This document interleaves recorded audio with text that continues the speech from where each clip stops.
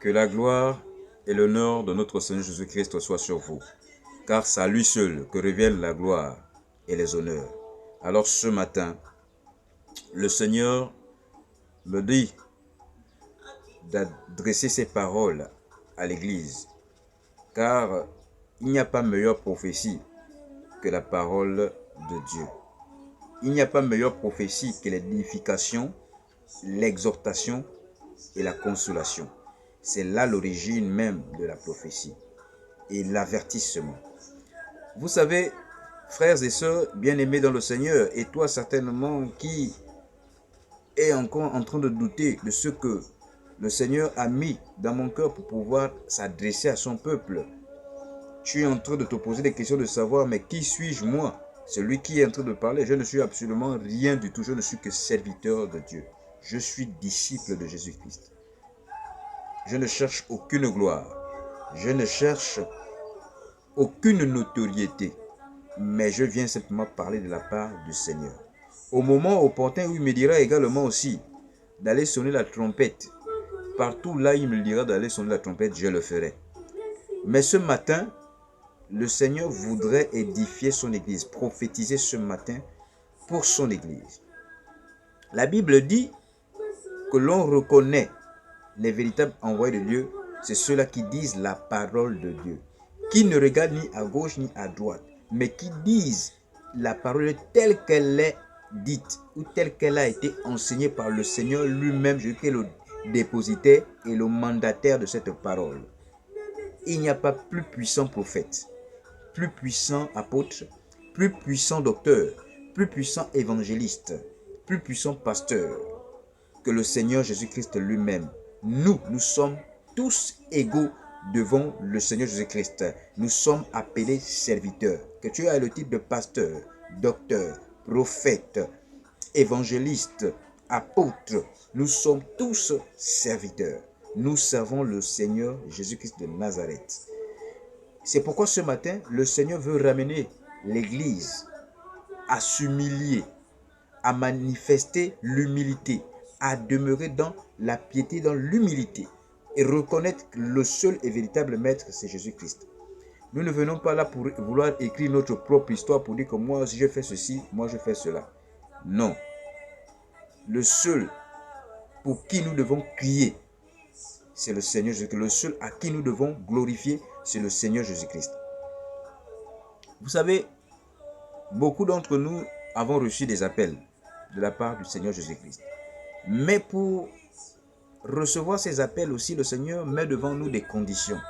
Des conditions qui ne sont pas aussi complexes que cela, mais des conditions aussi simples que cela. Parce que c'est selon sa volonté, c'est selon ses désirs, c'est parce que lui-même, il est dans la piété et lui-même, il est dans la justice.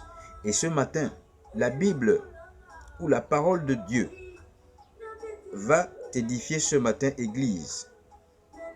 Toi qui certainement as reçu la vocation de la part du Seigneur, voici la marche à suivre selon que le Seigneur me dit de te dire à toi ce matin. Je ne suis pas meilleur, encore moins le plus puissant. Je ne suis qu'un moindre parmi les plus grands. Que le Seigneur Jésus-Christ vous bénisse encore ce matin et qu'il vous édifie. Que le Saint-Esprit soit sur vous ce matin au nom puissant de son nom, le nom de notre Seigneur Jésus-Christ. Que le Seigneur ouvre tes oreilles par la puissance du Saint-Esprit. Que le Saint-Esprit soit ce matin sur toi et qu'il touche ton cœur.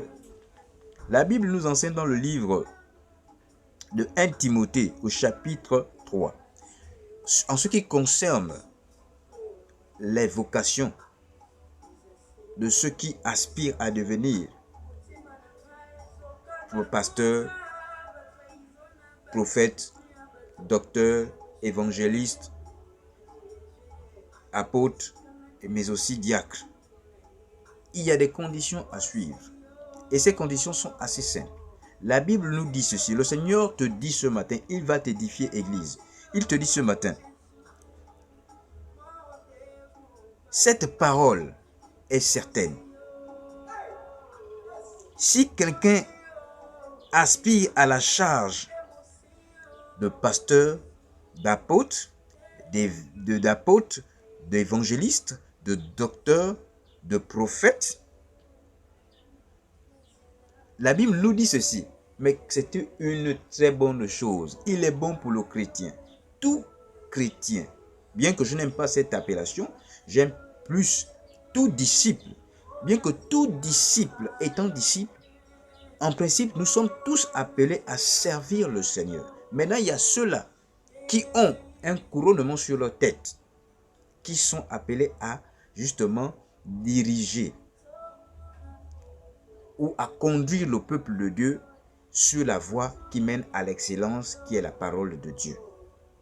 Et tous ceux-là qui ont reçu cette couronne-là, la Bible dit que si tu aspires à cela, ou si tu cherches à devenir, mais normalement je pense que ce n'est pas par le flux de nos propres efforts, c'est le Seigneur qui nous amène, qui nous aspire, qui nous attire à devenir serviteurs, à devenir leaders dans les assemblées, parce que il faut bien qu'il y ait un leader. Le Seigneur Jésus avait choisi Moïse pour conduire son peuple. De même que dans nos assemblées aussi, le Seigneur va susciter quelqu'un pour conduire le peuple de Dieu à marcher dans les voies qu'il lui-même a tracées. Et la voie qu'il a tracée, c'est la parole de Dieu, qui est le fil conducteur, qui est la matrix de toutes choses.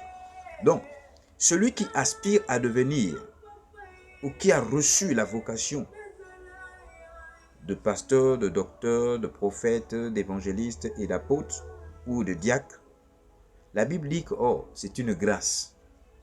C'est pourquoi tout enfant de Dieu, tout disciple doit désirer cela. La Bible dit que c'est une bonne chose. La Bible dit que c'est une œuvre excellente. Vous pesez bien l'expression. Une œuvre excellente. Aux yeux de Dieu, c'est tellement bon.